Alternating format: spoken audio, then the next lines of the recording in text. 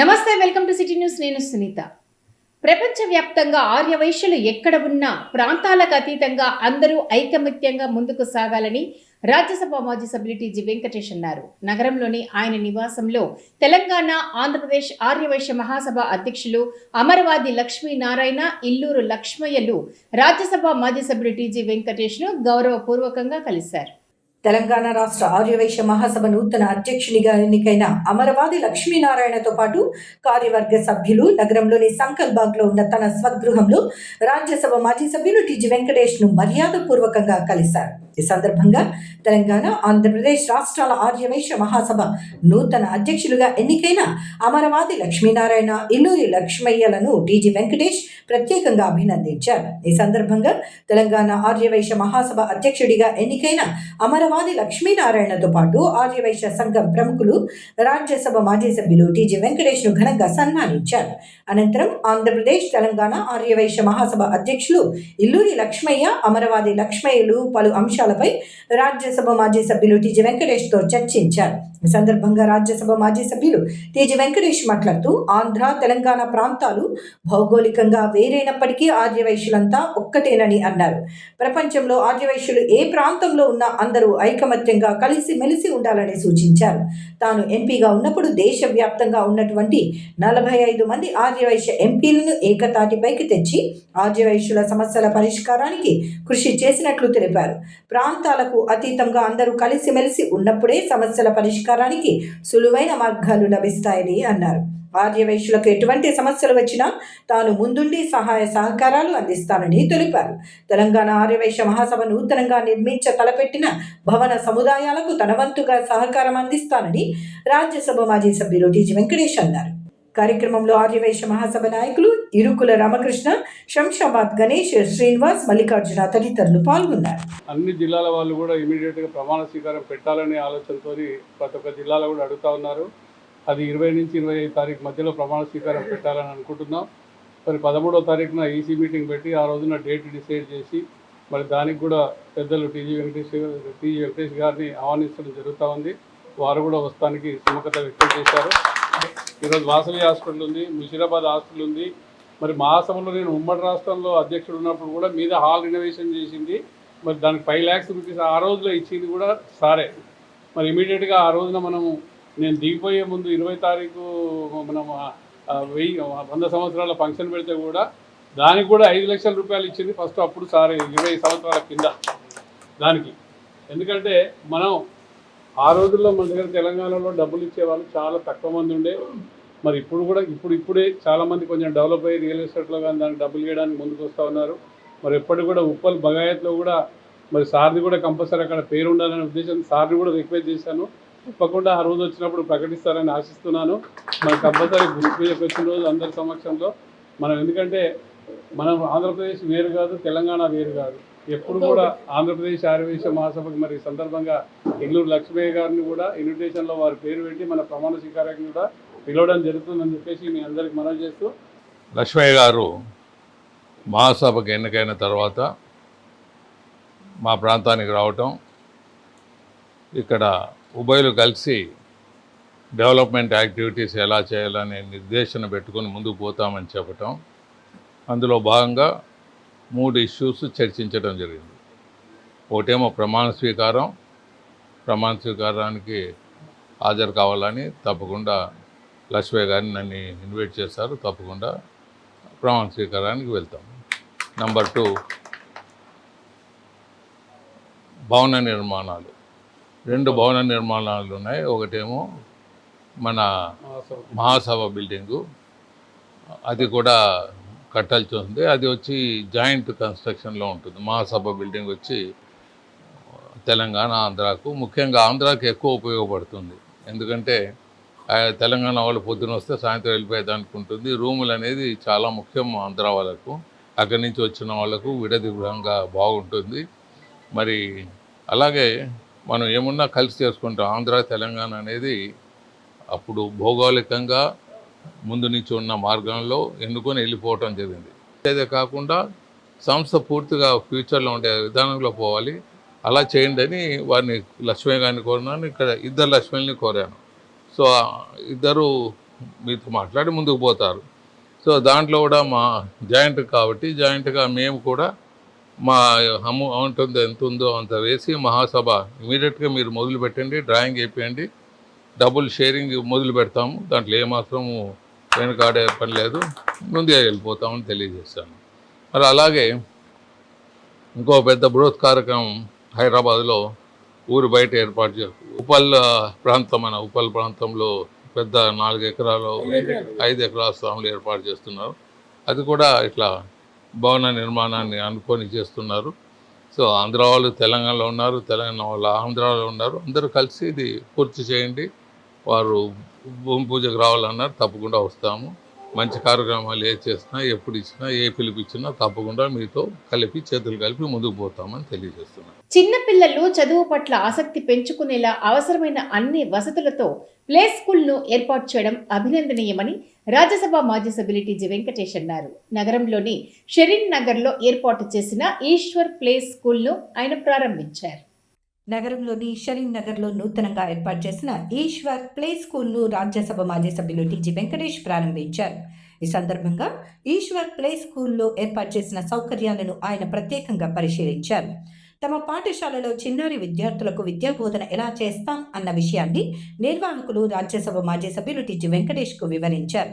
ఈ సందర్భంగా రాజ్యసభ మాజీ సభ్యులు టీజీ వెంకటేష్ మాట్లాడుతూ అత్యాధునిక వసతులతో చిన్నపిల్లలకు అవసరమైన ఏర్పాట్లతో ఆధునిక హంగులతో ఈశ్వర్ ప్లే స్కూల్ ఏర్పాటు చేయడం అభినందనీయమన్నారు. ప్లే స్కూల్లో చేరే చిన్న పిల్లల రక్షణ కొరకు మేనేజ్మెంట్ అన్ని రకాల ఏర్పాట్లు చేసిందని టీజీ వెంకటేష్ తెలిపారు. చిన్న పిల్లల్లో ఆటపాటలతో పాటు విద్య పట్ల ఆసక్తి కనబరిచే విధంగా అన్ని వసతులను ఏర్పాటు చేయడం వారి చిత్తశుద్ధికి నిదర్శనం అన్నారు.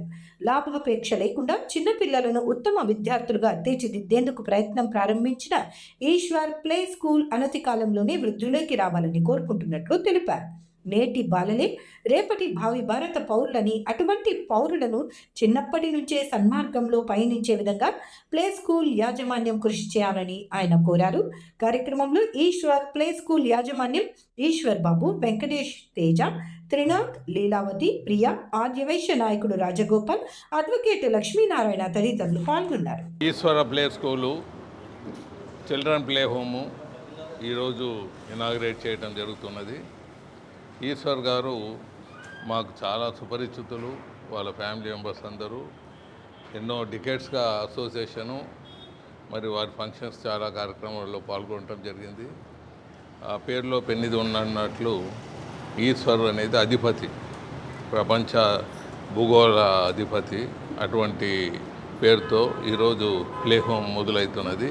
ఈ ప్లే హోమ్లో వారి సతీమణి నీలావతి గారు దీనికోసం ఆమె తాపత్రయము, ఆమె చాలా కష్టపడుతుంది, డివోషన్ చేస్తుంది. మరి ఈ స్కూల్ని చక్కగా నడిపే దాంట్లో ముందుకు తీసుకుపోతుంది. ఆమెకున్న పాత ఎక్స్పీరియన్స్తో లైఫ్లో ఉండాలని ఒక ప్రాఫిట్ మోటివ్తో కాకుండా బిజీగా ఉండాలి లైఫ్లో. పిల్లలకు, చిన్న పిల్లల్ని మొక్కయి వంచందే మానైనాక వంచలేమనే సామెత ఒకటి ఉన్నది.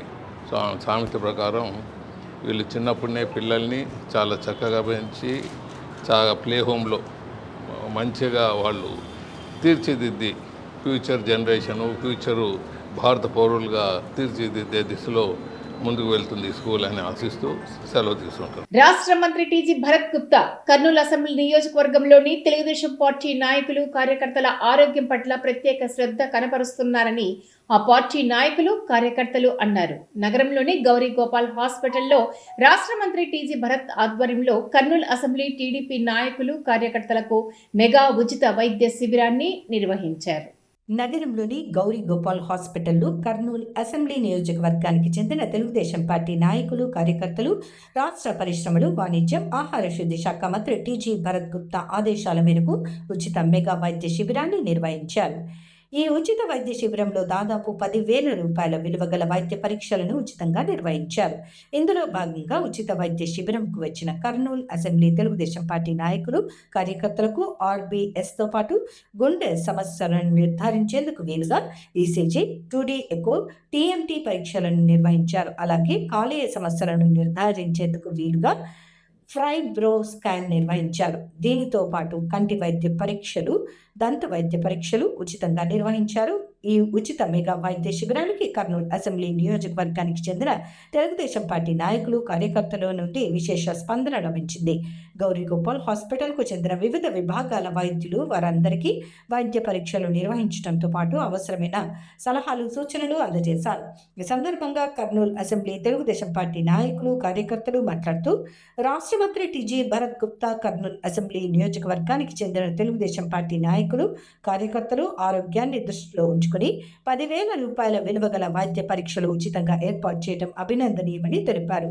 ఇంత ఖర్చు పెట్టి బయట వైద్య పరీక్షలు చేసుకునే పరిస్థితి అందరికీ ఉండదని, అలాంటి వారికి ఈ ఉచిత వైద్య శిబిరం వరం లాంటిదని తెలిపారు.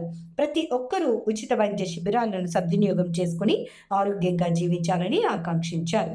వైద్య పరీక్షల ద్వారా వ్యాధిని ముందుగా గుర్తిస్తే అది ప్రాణాంతకంగా మారకుండా ప్రాథమిక దశలోనే నివారించవచ్చని తెలిపారు. తమకు ఈ వైద్య శిబిరాన్ని ఏర్పాటు చేసిన రాష్ట్ర మంత్రి టీజీ భరత్ గుప్తాకు ధన్యవాదాలు తెలిపారు. ఉచితంగా అందిస్తున్నారు.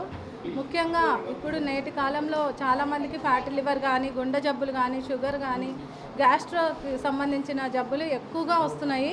వీటికి సంబంధించి మనం ముందస్తుగానే నివారణ కోసం టెస్టులు చేయించుకున్నట్టయితే ప్రతి ఒక్కరికి కూడా ఎటువంటి ఆరోగ్య సమస్యలు తలెత్తకుండా ముందస్తు జాగ్రత్తలు తీసుకునే అవకాశం ఉంది. ఏదైనా కానీ prevention is better than cure అంటారు కాబట్టి ముందస్తు జాగ్రత్త కోసం కర్నూలు ప్రజలందరూ వచ్చి ఈ 10 రకాల టెస్టులు చేయించుకొని వారు తమ ఆరోగ్యాన్ని పరిరక్షించుకోవాల్సిందిగా కోరుకుంటున్నాను. అందరూ బాగుండాలనే ఉద్దేశంతోనే ఈరోజు ఈ కార్యక్రమాన్ని అన్న ఏర్పాటు చేశాడు. చాలామంది ఇప్పుడు చూస్తున్నాము, ఫంక్షన్స్కి వెళ్తే పక్కన ఫోటో దిగుతూ హార్ట్అటాక్ వచ్చి చనిపోయిన వాళ్ళు ఉన్నారు.